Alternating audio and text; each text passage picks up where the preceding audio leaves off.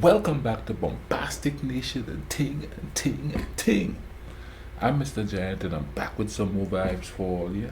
And we continuing the Heritage Minutes Canadian history. This one is called Richard Pierpoint. So let's see what Richard Pierpoint contributed to Canadian history. Let's YouTube and Simma. When he was only 16, Richard Pierpoint was enslaved in Senegal and taken to America. All us men are sworn on this petition to fight. You're an old man. The British Army has militias and trained soldiers. I fought with the British during the American Revolution. Take your land and farm it. Leave the Americans to us. With respect, sir. I was born a free man, and I intend to die one. Your officers fight for land and money. I fight for my freedom. Richard Pierpoint was one of thousands Nice. of black loyalists who won their freedom in the American Revolution. 30 years later, at the age of 68, he petitioned for an all-black unit that would defend Upper Canada during the War of 1812. Wow, no, that's kind of a interesting there, you know what I mean? My man says, hey, I had to fight for my freedom then, now I'm fighting for my freedom again. And that's a very poignant statement right there, you know what I mean? And I know in America they call them Buffalo Soldiers. Is that the same thing that they were called in Canada? Comment down below, let me know if there was a specific name that the Canadians gave the black regiment that was fighting then. Like I said, I know here, it was called Buffalo Soldiers, a phrase or a naming that Bob Marley made popular with the Buffalo Soldier song. But can you imagine though, I mean, fighting for your freedom and then getting your freedom and having to fight for it again? I'm willing to fight for it on top of that, you know what I mean? Especially at his age, 68. Man, that is something else. Let's keep going here. This tree represents our people. What kind of tree is it, Dada? A tree of great peace. The Peacemaker gave the great laws of peace to the Iroquois in the dark times many years ago. I and Wata spoke for the Peacemaker. You chiefs have brought ruin and despair to your children through war. We must fling this burning demon into the underground river to be carried away forever. Peace now. Peace. And the power of the great peace drove the evil from them.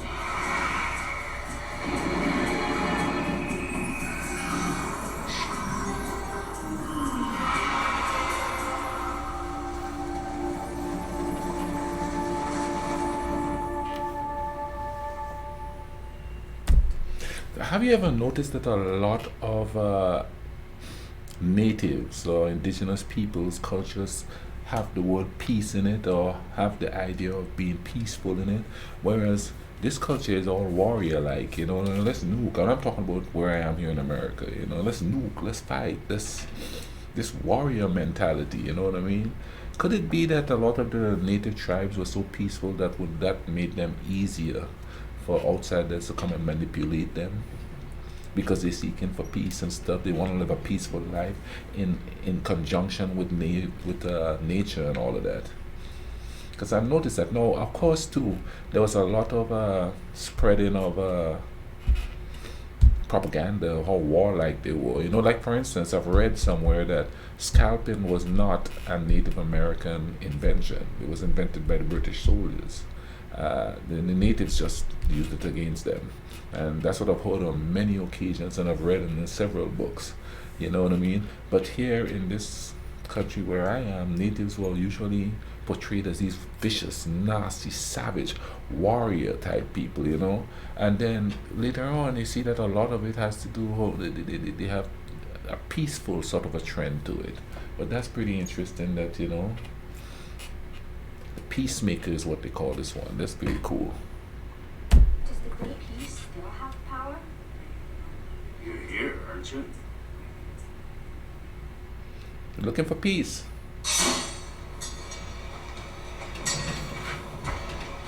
Vikings, yeah.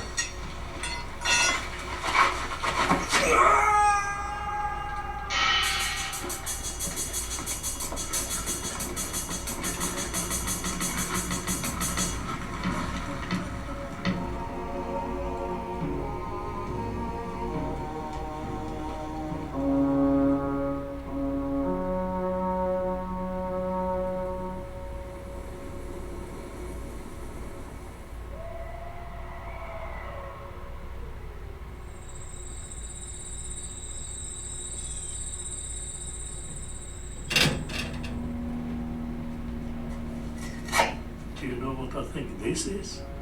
Helga and Ernestina Ingsta proved that the Vikings were by centuries the first Europeans to visit this continent.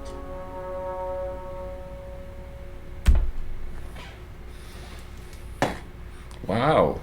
But you know, the Vikings were everywhere, man. You see Vikings in Europe. Huh. I wonder if there's a record of Vikings like in Africa or something like that, or even in the Caribbean. I guess we would never know, because in nobody's ever done any digging per se looking for them. Maybe not, but seems like the Viking plays a prominent role in world history. You know what I mean? Like they've been everywhere. They're like prolific travelers and stuff like that. Well, anyway, man, thank you all for watching these with me.